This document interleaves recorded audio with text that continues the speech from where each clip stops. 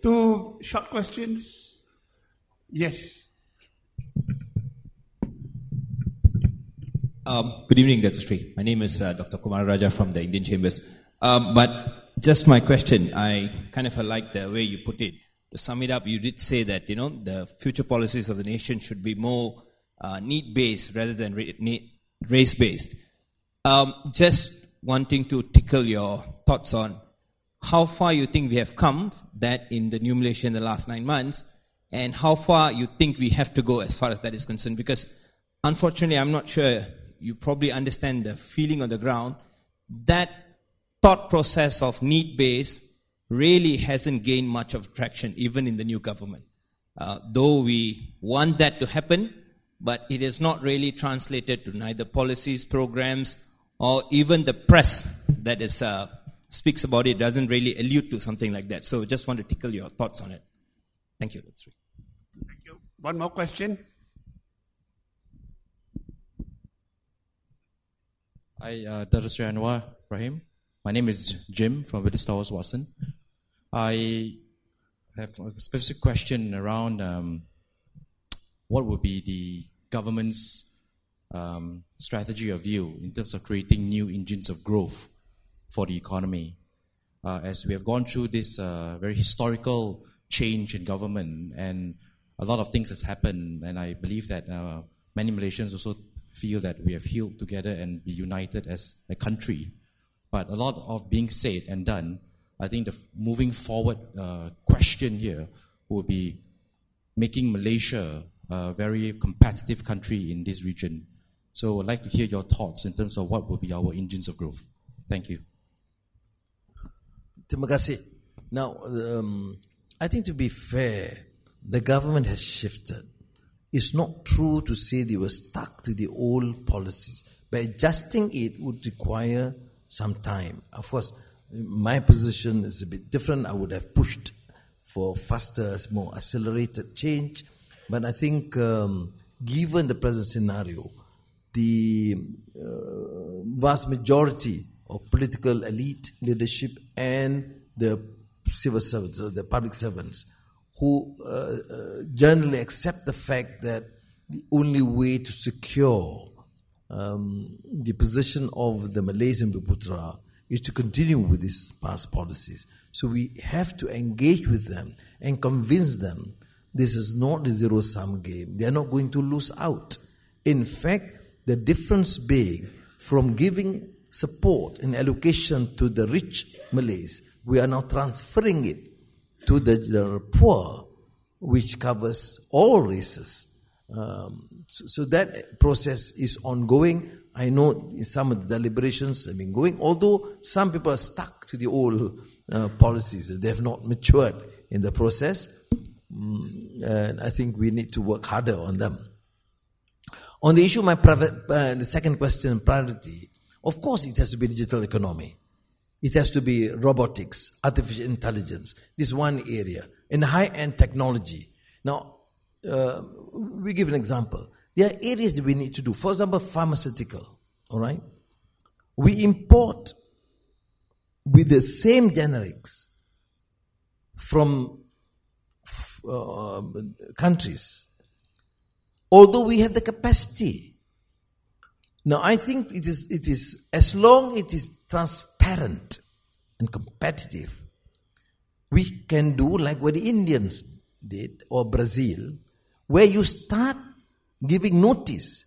This type of medicine we require in the next few years, and identify those with capacity to produce, which quality, and generate business within the country. Okay. Of course, there are some areas which will continue to depend on the great pharmaceutical companies, but it is totally unacceptable, and of course, at the expense of a national economy, if we continue to just think that we can just have a proper tender process and get it a bit cheaper, I mean, this is not thinking outside the box. You just grapple with existing policies. The slight improvement is before no tender, now tender. But that's not all. We are talking about new thinking, which means we have to identify and allow the creation of these new economies. Now, let's look at education, all right? We're still stuck to the old obsolete way of a structured process. When there is, for example, a need to allow them, even some categories outside the mainstream process, if there's a clear position, say Rapids in Johor, where they require thousands of workers in the next few years. Now, they want to get to train students when they are 16, 17. Take them. We can impose condition. I would impose condition. Make sure they learn Bahasa, one language. Of course, they need to know English, second language. And then, the rest, let them have it. Some people feel strongly they must know our constitution or history, etc. Okay, have this that subject. See? So you spend probably next 3 hours a week. When the other 15 hours is purely on petroleum, technology, training, so that in a few years they graduate with the diploma, even without SPM.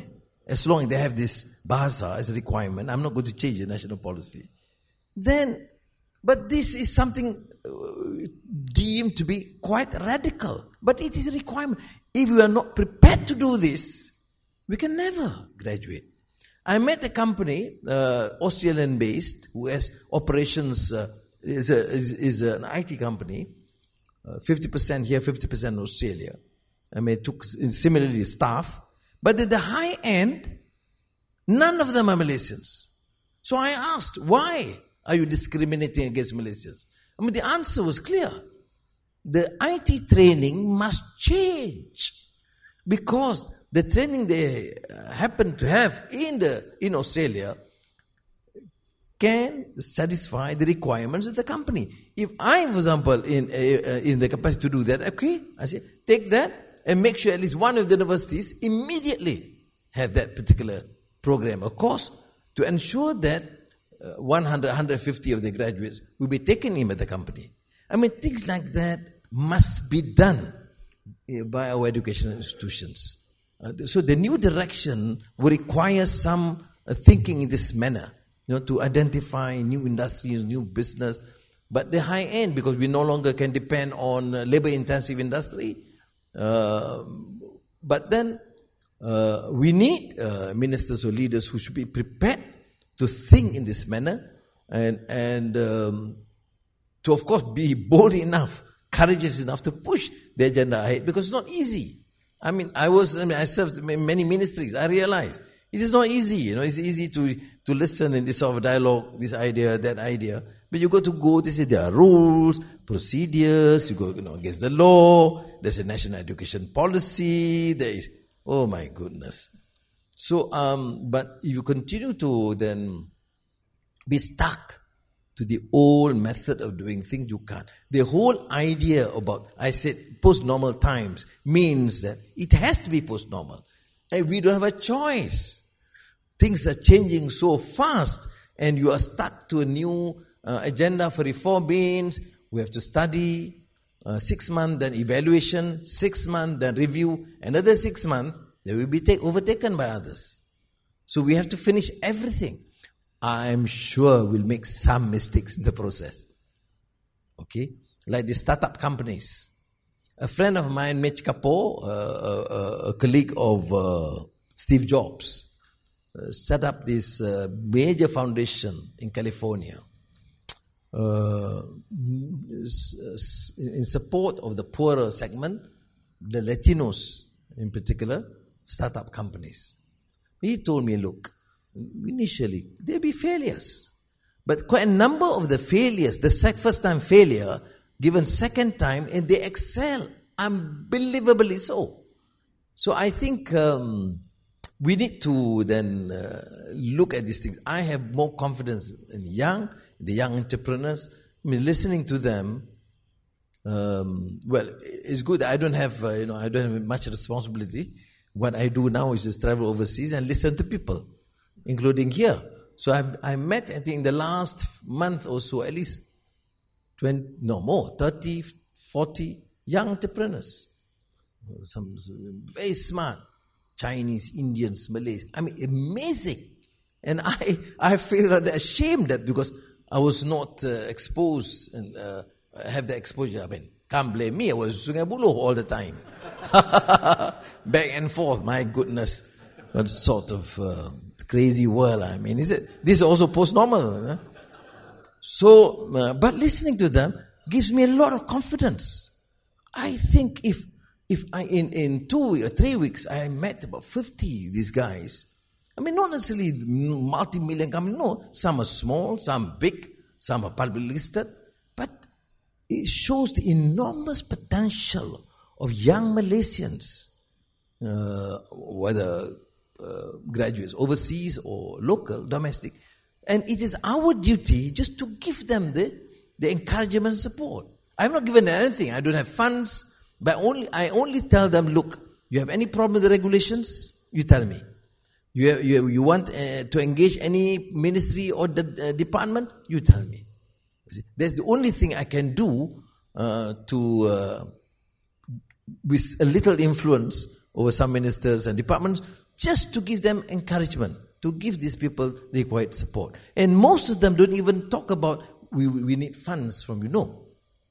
But they just need the support to facilitate some of the approvals and to do away with some of these outmoded, obsolete procedures and regulations. So sekali lagi saya ucap terima kasih banyak